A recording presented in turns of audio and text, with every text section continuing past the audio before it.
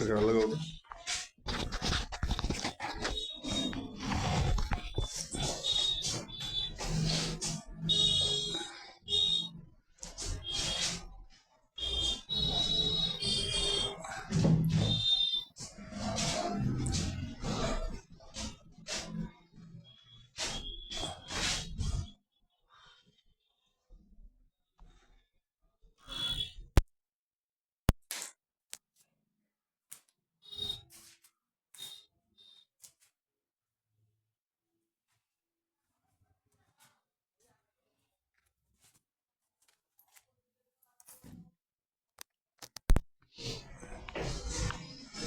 Sir अपना परिचय दें आप।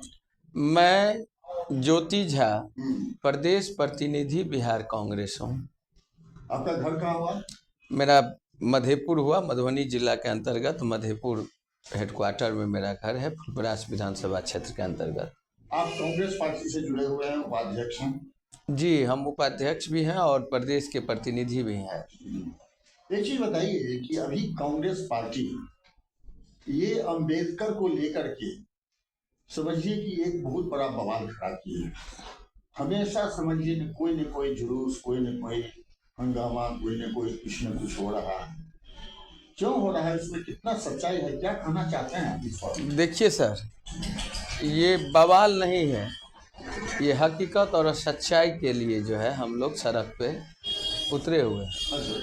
आपने देखा होगा जो लोकतंत्र का पवित्र मंदिर लोकसभा और राज्यसभा होता है, उस राज्यसभा के अंदर देश के आदरणीय गृह मंत्री अमित शाह के द्वारा बाबा साहब अम्बेडकर जी के प्रति जो ओछी मानसिकता है भाजपा का, ओछी मानसिकता है अमित शाह का, वो उसके अंतर मन से बाहर निकल गया।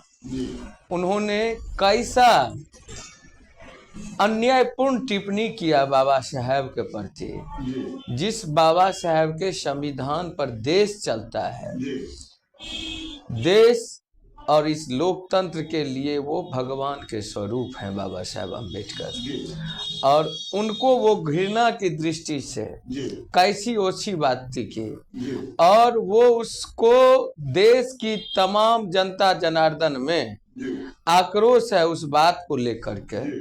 उस आक्रोश से भटकाने के लिए इन्होंने तरह तरह का जो है हथकंडा अपनाया, लेकिन देश की जनता अब जाग चुकी है, भली भांति भाजपा को समझ चुकी है, क्योंकि ये इतिहास को खत्म करने वाला भाजपा है। देश की सारी सरकारी संपत्ति जितनी है, जैसे ईस्ट इंडिया कंपनी भारत में आया था, जिस तरह से ब्रिटिश हुकूमत हमारे सोने की चिड़िया कहने वाले भारत देश को लूटा था, उसी रास्ता पर भाजपा हमारी देश की सभी सारी संपत्ति को अपने पूंजीपति मित्र गौतम अडानी और अनिल अंबानी के हाथ में जो है सौंप देना चाहता है। लेकिन हम कांग्रेस पार्टी जब जो 200 साल से सत्ता में ब्रिटिश हुकूमत था, हम लोग उससे नहीं डरे, उसको खदेड़ने का हम लोगों ने काम किया। तो ये चंद 10 साल की सरकार, भाजपा की सरकार को हम लोग चलने नहीं देंगे। भारत के इस लोकतंत्र के इतिहास को हम लोग खत्म नहीं होने देंगे। देश के गृह मंत्री अमित शाह को पूरे देशवासी से माफी मांगना होगा और अपना इस्तीफा देना होगा। एक चीज बताइए कि यहाँ जनता का, कुछ नेता का, सबका ये कहना है कि अभी जितने पार्टी हैं, प्रत्येक पार्टी का एक ही रास्ता है कि अम्बेडकर जी का जो है आवाज उठाओ। तो जितने मान लीजिए इधर दलित महादलित जितना वोट है, ये सब उसी के पक्ष में जाएगा। जब तक दलित महादलित का वोट टूटेगा नहीं, तब तक कोई पार्टी मान लीजिए हार नहीं होगा, उस पार्टी का हार नहीं। देख लिए, ये सब वोट की राजनीति के लिए नहीं हो रहा है। बाबा साहब एक दलित के ही नहीं है, महादलित के ही नहीं है, बाबा साहब पूरे भारत के हैं। बाबा साहब का सम्मान पूरे भारत ही नहीं, पूरे विश्व में उनको सम्मान दिया जाता है।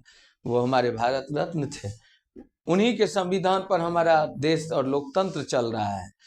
तो ये वोट की राजनीति ये भाजपा को दिख रहा है, क्योंकि भाजपा तो सिर्फ देश की फिक्र उसको नहीं है, सिर्फ अपनी कुर्सी की फिक्र है, तो उसको सिर्फ हर जगह वोट ही दिखाई देता है। हम लोग अपने इतिहास को संजोगने का काम करते हैं। ये देश हिंदू, मुस्लिम, सिख, ईसाई चारों मजहबों का देश है। ये हिंदू, मुस्लिम, गंगा जमुना संस्कृति की देश है। ये भाजपा के ललकारने से और भाजपा के भड़काने से जो है हमारे देशवासी नहीं भड़कने वाले हैं। इनका चरित्र और सब कुछ 10 साल में देशवासी समझ गया है।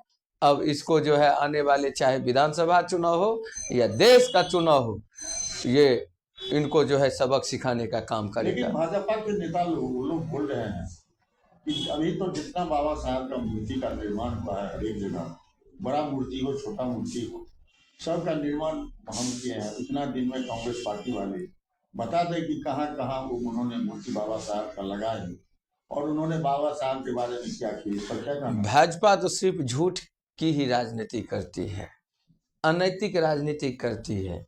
वो नैतिकता को बेच के राजनीति करती है। वो सिर्फ अपने गोदी मीडिया के सहारे जो है देश को बेच के जो है राजनीति करना चाहता है।